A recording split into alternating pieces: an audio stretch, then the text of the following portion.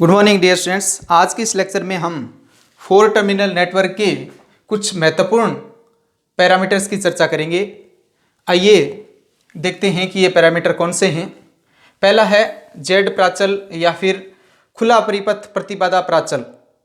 इसको open circuit impedance parameter भी कहते हैं, क्योंकि इस प्रकार के प्राचल या पैरामीटर को परिभाषित करने के लिए हमें खुले परिपथ यानी ओपन सर्किट एंडिंग यानी समापन का उपयोग करना है। इसी प्रकार वाई प्राचल, जिसको हम लघु पतित प्रवेश्यता प्राचल या शॉर्ट सर्किट एडमिटेंस पैरामीटर कहते हैं, इसको परिभाषित करने के लिए हम शॉर्ट सर्किट एंडिंग या लघु पतित समापन का उपयोग करेंगे। इसलिए इसको वाई प्राचल या लघु पतित प्रवेश्यता प्राचल कहते हैं। इसी प्रकार तीसरा प्राचल है एच प्राचल, जो क्या है संकर प्राचल कहलाता है, हाइब्रिड पैरामीटर्स। ऐसा क्यों? क्योंकि इस प्रकार के प्राचल को परिभाषित करने के लिए, इस प्रकार के पैरामीटर को परिभाषित करने के लिए हमें ओपन सर्किट व शॉर्ट सर्किट दोनों प्रकार की एंडिंग्स यानी खुले परिपथ तथा लघुपतित समापनों का, दोनों प्रकार के समापनों का उपयोग करना पड़ता है। इसलिए इस प्रकार के प्राचल को यानी एच पैरामीटर को कई बार क्या कहते हैं, हाइब्रिड पैरामीटर भी कह देते हैं। जैसा कि आप इस चित्र में देख रहे हैं, हमने एक 4 टर्मिनल नेटवर्क लिया है जो कि बहुत सारे प्रतिरोधकों, संधारित्रों और प्रेरकों से मिलकर बना हुआ हो सकता है। इसमें आपको 4 सुस्पष्ट टर्मिनल देखने को मिल रहे हैं। इनमें से हम इन 2 को इनपुट टर्मिनल तथा इन 2 को आउटपुट टर्मिनल कहेंगे। इस प्रकार के परिपथ के व्यवहार को समझने के लिए हमें इनपुट करंट, इनपुट वोल्टेज तथा इनपुट आउटपुट करंट तथा आउटपुट वोल्टेज चाहिए। अगर ये वैल्यूज हमें पता हैं तो इस प्रकार के नेटवर्क को समझना क्या हो जाता है, आसान हो जाता है। इस प्रकार के पैरामीटर को समझना क्या हो जाता है, आसान हो जाता है। ये क्या है, इनपुट करंट है, और ये क्या है, इनपुट वोल्टेज। ये क्या है, आउटपुट करंट, और ये क्या है, आउटपुट वोल्टेज। देखिए, जब टर्मिनल हैं वो ओपन होते हैं तो करंट क्या होता है, जीरो होता है। जैसे हम यहां बात करें, ये टर्मिनल क्या है, ओपन है। इस समय अगर आपने बात करें कि ये टर्मिनल क्या है, ओपन है, तो यहां करंट क्या होगा, जीरो होगा, क्योंकि यहां पर ओपन है तो जो रेजिस्टेंस है दोनों टर्मिनल्स के बीच में वो क्या है, इनफाइनाइट है, और करंट इनफाइनाइट इंपीडेंस को पार नहीं कर सकता, रेजिस्टेंस को पार नहीं कर सकता, तो करंट क्या होगा, यहां जीरो होगा। यानी टर्मिनल जब खुले हों, ओपन सर्किट के रूप में हों, तो करंट क्या होता है, जीरो होता है। और टर्मिनल जब शॉर्ट सर्किट हों, जैसे इन टर्मिनल्स को आपस में जोड़ दें, तो यहां वोल्टेज क्या हो जाता है, जीरो हो जाता है। क्यों? क्योंकि हमने इन टर्मिनल्स को जोड़ दिया, और ये जो टर्मिनल हमने जोड़े हैं वो किससे जोड़े हैं, एक जीरो प्रतिरोध वाले वायर से जोड़े, जिसका आर क्या है, जीरो है। तो यहां पर वोल्टेज ड्रॉप क्या होगा, जीरो होगा। वी बराबर क्या होता है, आई इंटू आर।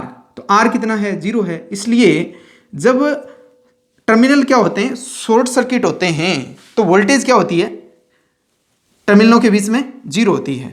यानी यहां वोल्टेज क्या है, जीरो है। इस स्थिति में वोल्टेज क्या है, जीरो है।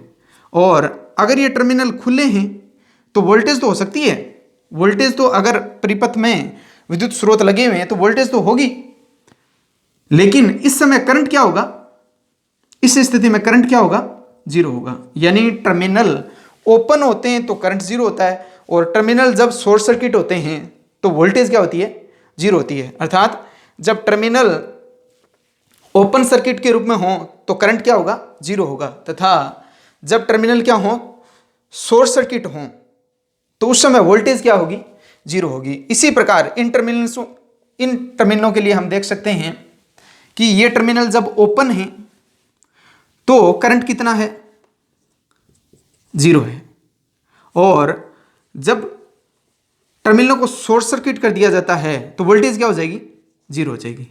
तो ये बेसिक बातें आप ध्यान में रखें। अगर ये बातें आपके ध्यान में हैं तो इस प्रकार के प्राचल को समझना क्या हो जाता है, बहुत ही आसान हो जाता है। तो चलिए देखते हैं पहले एच प्राचल, जेड प्राचल क्या है। देखिए यहाँ इनपुट करंट हम I1 मान लेते हैं, इनपुट वोल्टेज V1 और आउटपुट टर्मिनल के लिए आउटपुट करंट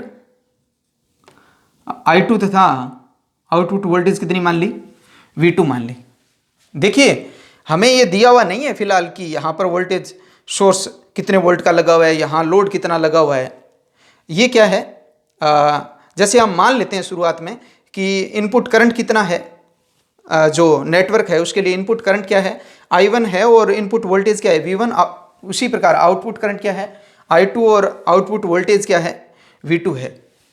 तो जेड प्राचल को समझने के लिए हम देखिए V1 तथा V2 को I1 और I2 का फंक्शन मान लेते हैं, यानी इन चारों चरों में से दो चरों को स्वतंत्र चर तथा दो चरों को हम क्या मानेंगे, डिपेंडेंट वेरिएबल मानेंगे। दो तो क्या मानेंगे, इंडिपेंडेंट वेरिएबल। जैसे जेड प्राचल को परिभाषित करने के लिए हम इंडिपेंडेंट वेरिएबल क्या लेंगे, I1 तथा I2 लेंगे।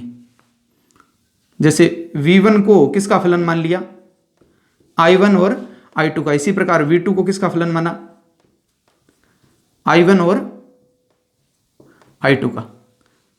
ऐसा तो हम करेंगे, यानी जेड प्राचल को परिभाषित करने के लिए हम I1 तथा I2 को क्या करते हैं, इंडिपेंडेंट वेरिएबल मानते हैं तथा V1 और V2 क्या हो जाएंगे, फिर इस पर डिपेंड करेंगे I1 और I2 पर। तो ये क्या हो गए, डिपेंडेंट वेरिएबल हो गए, यानी ये तो हो गए स्वतंत्र चर और ये क्या हैं, परतंत्र चर हैं। I1 I2 क्या हैं, स्वतंत्र चर हैं तथा V1 और V2 क्या हैं, परतंत्र चर हैं। इसी प्रकार Y प्राचल को परिभाषित करने के लिए हम V1 और V2 को इंडिपेंडेंट वेरिएबल लेते हैं, स्वतंत्र चर लेते हैं, और करंट को क्या ले लेंगे हम, डिपेंडेंट वेरिएबल ले लेंगे। तो I2 किसका फलन ले रहे हैं, V1 और V2 का। ऐसा करेंगे हम Y प्राचल को परिभाषित करने के लिए, यानी Y प्राचल को परिभाषित करने के लिए हम क्या करेंगे, V1 व V2 को क्या लेंगे, इंडिपेंडेंट वेरिएबल के रूप में लेंगे तथा I1 I2 को किसके रूप में लेंगे, डिपेंडेंट वेरिएबल के रूप में लेंगे। और फिर तीसरा प्राचल, जब जिसको हम हाइब्रिड पैरामीटर या संकर प्राचल या एच प्राचल भी कहते हैं, इसको परिभाषित करने के लिए हम एक तो वेरिएबल लेंगे इंडिपेंडेंट I1 और दूसरा लेंगे V2, यानी इनपुट करंट और आउटपुट वोल्टेज को क्या लेंगे, इंडिपेंडेंट वेरिएबल के रूप में लेंगे। तो डिपेंडेंट वेरिएबल कौन से रह गए, एक तो V1 और क्या रह गया, I2। चार ही तो चर हैं, I1 V2, यानी V1 और I2 को किसका फलन मान लिया, किसका फंक्शन मान लिया, I1 व V2 का फंक्शन मान लिया एच पैरामीटर को परिभाषित करने के लिए। देखिए यहाँ हमने धारा को स्वतंत्र चर के रूप में लिया, इनपुट करंट और आउटपुट करंट को, और यहाँ पर हमने वोल्टेज को क्या लिया, इंडिपेंडेंट वेरिएबल के रूप में लिया। लेकिन यहाँ हमने करंट और वोल्टेज, इनपुट करंट और आउटपुट वोल्टेज को क्या लिया, इंडिपेंडेंट वेरिएबल के रूप में लिया। तो V1 और I2 क्या हो गए, डिपेंडेंट वेरिएबल हो गए। यानी तीनों प्रकार के प्राचल को परिभाषित करने के लिए हम दो दो वेरिएबल को डिपेंडेंट तथा दो दो को क्या लेंगे, इंडिपेंडेंट लेंगे। तो इस प्रकार हम पहले जेड प्राचल को परिभाषित करते हैं कि जेड प्राचल किस प्रकार परिभाषित होंगे, देखते हैं। इसको मैं मिटा देता हूं।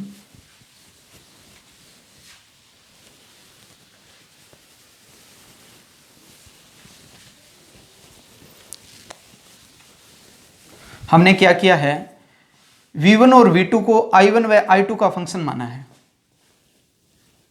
V1 किसका फंक्शन है, I1 व I2 का, और V2 किसका फंक्शन है, I1 और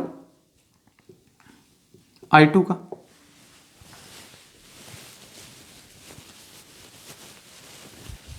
इसका टोटल डेरिवेटिव लेंथ क्या होगा, डी वी वन बराबर del V one upon del I one. ये देखिए स्मॉल लेटर हैं सारे के सारे, into D I one plus del V one upon del I two D I two. ये क्या किया मैंने, वी वन का टोटल डेरिवेटिव लिया है, और इसी प्रकार इसका वी टू का टोटल डेरिवेटिव लें तो क्या मिलेगा, डी वी टू बराबर आ जाएगा del V two upon del I one D I one del V two upon del I two D I two. अब हमने जो ये बिल्कुल स्मॉल चेंज लिए हैं, ये वोल्टेज में, इनपुट वोल्टेज में बहुत ही अलग परिवर्तन है, और ये इनपुट करंट में परिवर्तन है जो कि अत्यल्प है, और ये क्या है, आउटपुट करंट में स्मॉल चेंज है। और इसी प्रकार ये चेंजेस हम परिभाषित कर सकते हैं। इनपुट वोल्टेज में जो चेंज है इसको मैं V1 लिख देता हूँ, और इसको लिख देते हैं del V1 upon del I1। इसको मैं लिख देता हूँ, ये जो स्मॉल परिवर्तन है करंट में इसको I1 कह देते हैं, और plus del V1 upon del I2 into I2। इसको क्या कहेंगे, अलग परिवर्तन को कह देते हैं V2, और ये हो गया del V2 upon del I1 into I1 plus del V2 upon del I2 into I2। अब ये जो राशि है इसको हम कहेंगे del V1 upon del I1। इसको कहते हैं ZI या Z11 से परिभाषित कर देते हैं। इसी प्रकार इसको कह देते हैं ZR या फिर Z12 del V1 upon del I2। यानी मैंने del V1 upon del I1 को क्या लिखा, ZI लिखा, तथा del V1 upon del I2 को क्या लिखा, ZR या फिर Z12। और इसको क्या लिखेंगे, del V2 upon del I1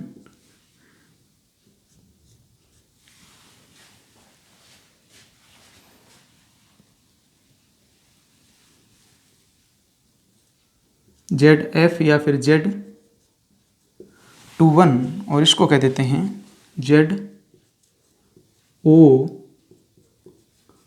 Z22 del V2 upon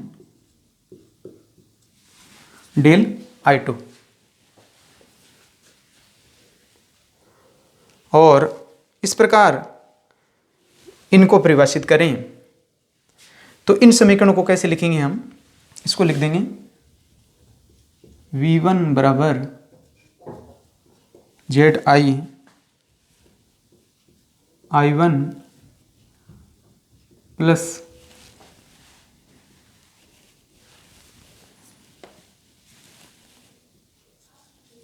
ZR I2, और इसको लिख देंगे V2 को क्या लिखेंगे, ये क्या है, ZF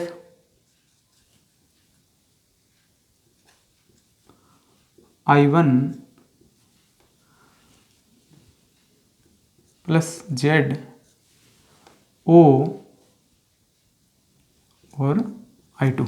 देखिए del V2 upon del I2 को क्या लिखा, ZO इंटू क्या चल रहा है, I2 चल रहा है। यानी हमने इस समीकरण तथा इस समीकरण को इस फॉर्म में लिख दिया। ये क्या कहलाते हैं, Z प्राचल कहलाते हैं, Z पैरामीटर कहलाते हैं, जैसे ZI ZR ZF और ZO। चलिए इनको आगे परिभाषित करने के लिए हम इनको मिटा देते हैं।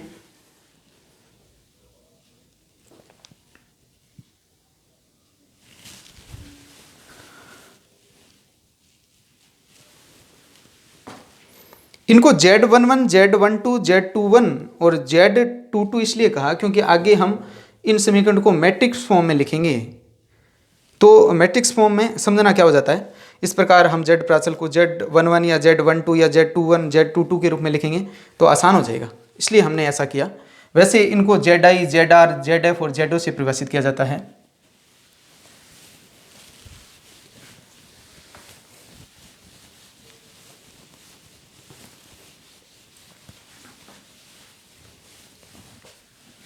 देखिए हमने 4 टर्मिनल नेटवर्क को इस प्रकार लिया था, इसमें फिर से देखें आपने, ये नेटवर्क था हमारा और ये 4 टर्मिनल नेटवर्क था। तो यहाँ ZI को परिभाषित कैसे करें, अगर हम I2 को क्या कर दें, 0 कर दें, I2 को क्या कर दें, 0 कर दें। देखिए I2 को मैंने क्या किया, 0 किया, तो ये टर्म क्या हो गई, 0 हो गई। तो ZI बराबर क्या होगा,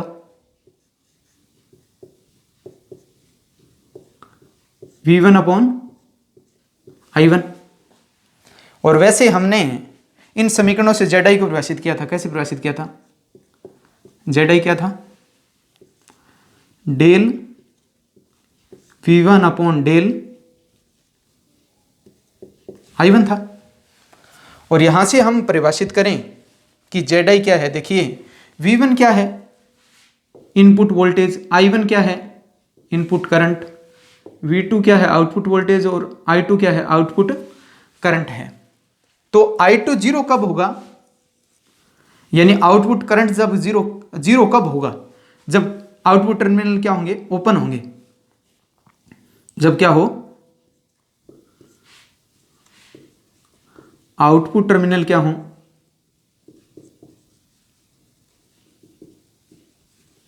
ओपन सर्किट के रूप में हो।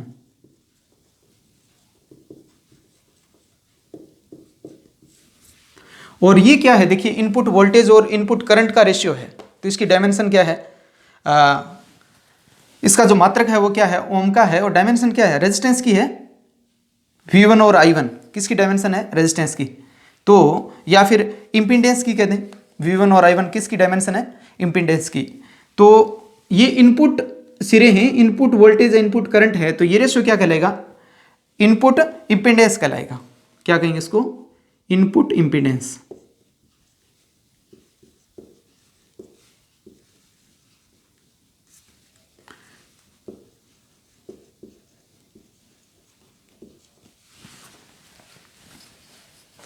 तो ZI क्या होता है, ZI पैरामीटर क्या होता है, इनपुट इंपेडेंस होता है जब आउटपुट टर्मिनल क्या हो, ओपन सर्किट के रूप में हो।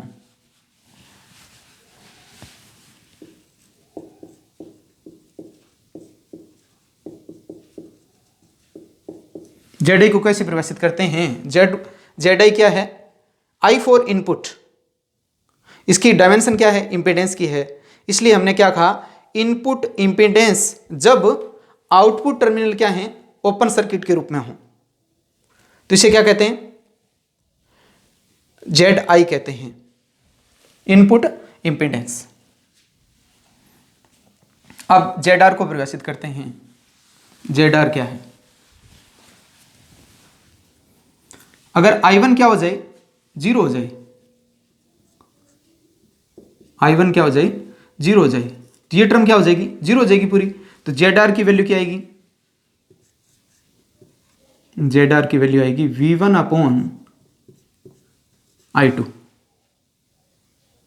और I1 0, इसका मतलब इनपुट टर्मिनल क्या है, ओपन सर्किट के रूप में है।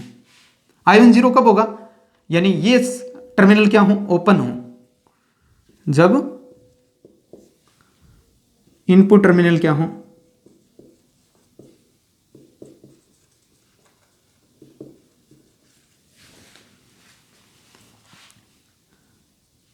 Input terminal open circuit.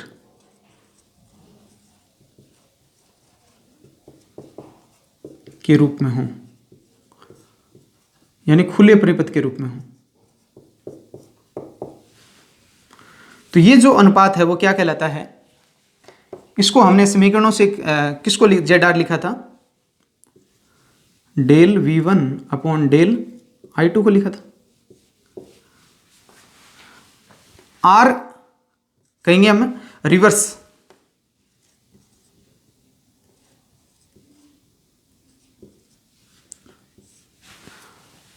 और देखिए ये V1 क्या है? जैसे वन के लिए अपने इनपुट, वन इनपुट के लिए लिखते हैं, टू किसके लिए लिखते हैं? आउटपुट के लिए लिखते हैं। तो ये क्या है? अलग अलग इनपुट तथा आउटपुट के लिए वोल्टेज तथा करंट हैं, इसलिए इसको कहेंगे हम इसकी डायमेंशन क्या है? इम्पीडेंस की है, तो इसको लिखेंगे reverse transfer impedance, reverse transfer impedance जब इनपुट टर्मिनल ओपन सर्किट के रूप में हो। जेड आर क्या होता है? रिवर्स ट्रांसफर इम्पीडेंस होता है जब इनपुट टर्मिनल ओपन सर्किट के रूप में हो, यानी चतुर्थ टर्मिनल जाल का जो जेड आर पैरामीटर है वो कैसे डिफाइन होगा? जेड आर क्या है? रिवर्स ट्रांसफर इम्पीडेंस है जब इनपुट टर्मिनल ओपन सर्किट के रूप में हो।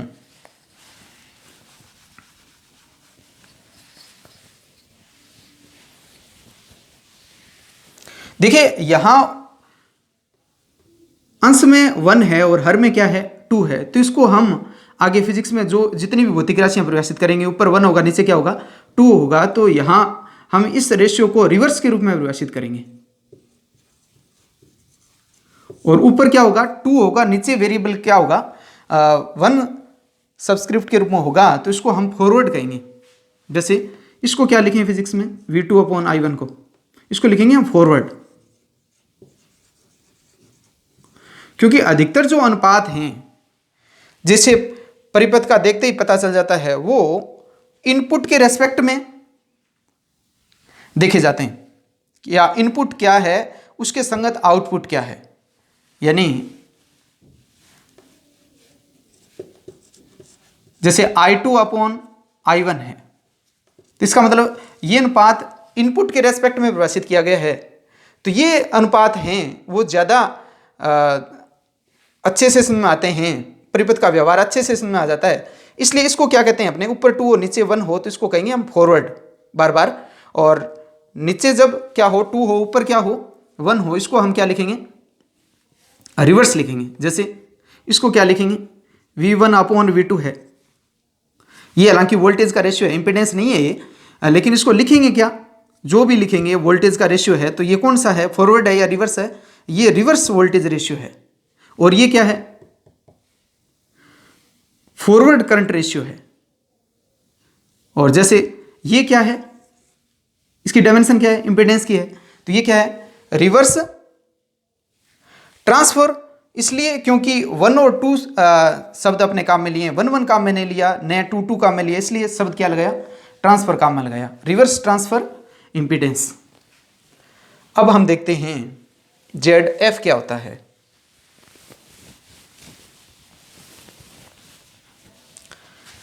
ZF को परिभाषित करने के लिए हम I2 को क्या कर देते हैं? 0 कर देते हैं। I2 को 0 कर देंगे तो ये टर्म क्या हो जाएगी? 0 हो जाएगी। ZF क्या आएगा? ZF आ जाएगा अपना V2 अपॉन I1। इसको कैसे परिभाषित किया था?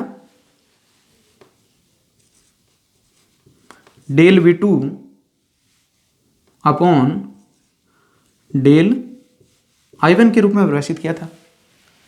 यानी I2 बराबर 0 हो तो ZF क्या होगा? V2 अपॉन I1 होगा, वरना ZF की वैल्यू I2 अपॉन I1 के बराबर नहीं होती।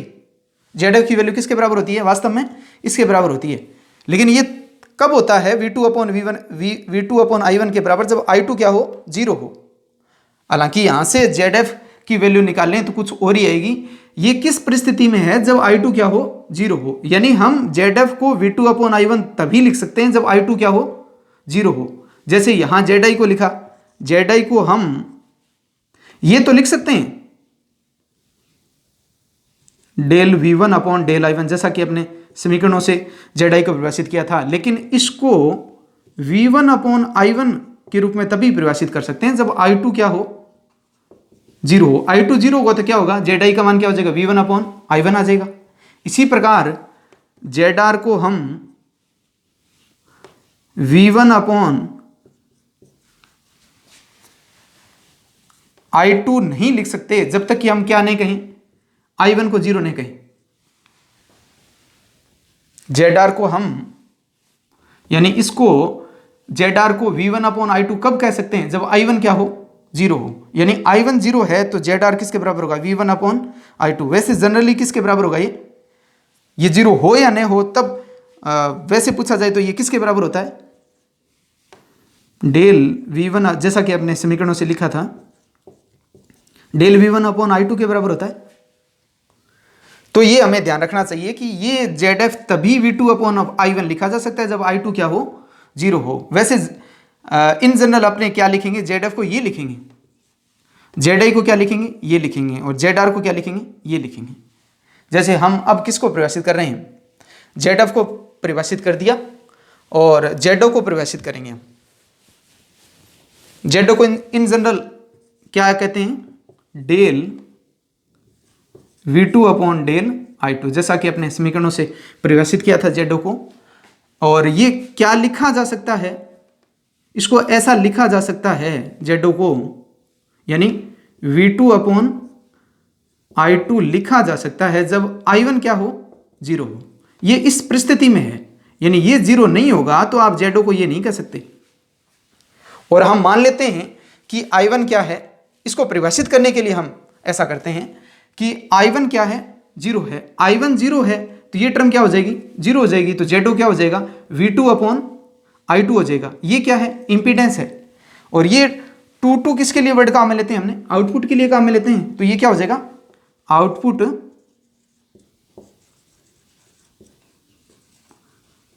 इंपीडेंस। जब इनपुट टर्मिनल क्या हो,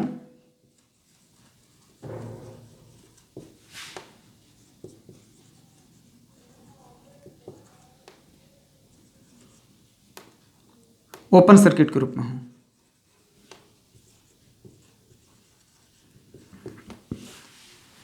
तो हमने चारों प्रकार के पैरामीटर, Z पैरामीटर हैं, ZI जिसको क्या कहेंगे, इनपुट इंपीडेंस कहते हैं। ये क्या है, रिवर्स ट्रांसफर इंपीडेंस। और ये क्या है, फॉरवर्ड ट्रांसफर इंपीडेंस। और ये क्या है, ZO, ZO है del V2 upon del I2, यानी आउटपुट इंपीडेंस है। ZF क्या था, ZF को परिभाषित करने के लिए I2 को क्या माना था, 0 माना था। ZF देखिए क्या था, ZF था समीकरणों से del V2 upon del I1। अगर हम I2 को 0 मान लें तो ZF किसके बराबर होगा, V2 अपॉन I1, जब क्या हो, I2 बराबर हो 0 के। और ये क्या है, इसको 2 ऊपर और 1 नीचे हो तो इसको क्या कहेंगे, अपने फॉरवर्ड कहेंगे, forward transfer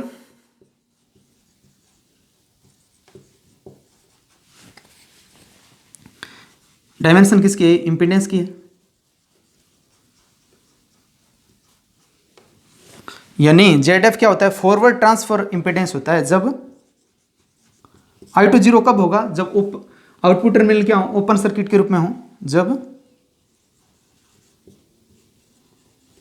output terminal open circuit के रूप में हो।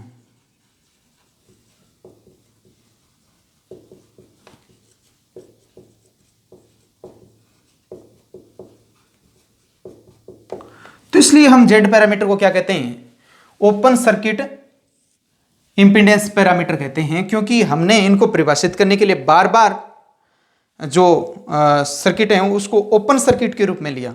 चाहे ZI को परिभाषित किया तो इसमें क्या किया था, हमने आउटपुट टर्मिनल को ओपन सर्किट के रूप में लिया था I2 को 0 करने के लिए। जब ZR को परिभाषित किया तो I1 को 0 करने के लिए हमने क्या किया, इनपुट टर्मिनल को ओपन सर्किट के रूप में लिया। फिर हमने ZF को परिभाषित किया, तो इसके लिए क्या किया, I2 को 0 करने के लिए हमने आउटपुट टर्मिनल को क्या लिया, ओपन सर्किट के रूप में लिया। और फिर हमने ZO को परिभाषित किया, तो I1 को 0 करने के लिए हमने क्या किया, इनपुट टर्मिनल को ओपन सर्किट के रूप में लिया। यानी जो Z पैरामीटर हैं, Z प्राचल हैं, उनको परिभाषित करने के लिए हम ओपन सर्किट समापन यानी एंडिंग का उपयोग कर रहे हैं, इसलिए इनको क्या कहा जाता है, खुला परिपथ प्रतिबाधा या फिर ओपन सर्किट इंपीडेंस कहा जाता है। तो ये था Z पैरामीटर, और अगले लेक्चर में हम देखेंगे कि Y प्राचल या फिर बंद परिपथ प्रवेश्यता प्राचल क्या होते हैं।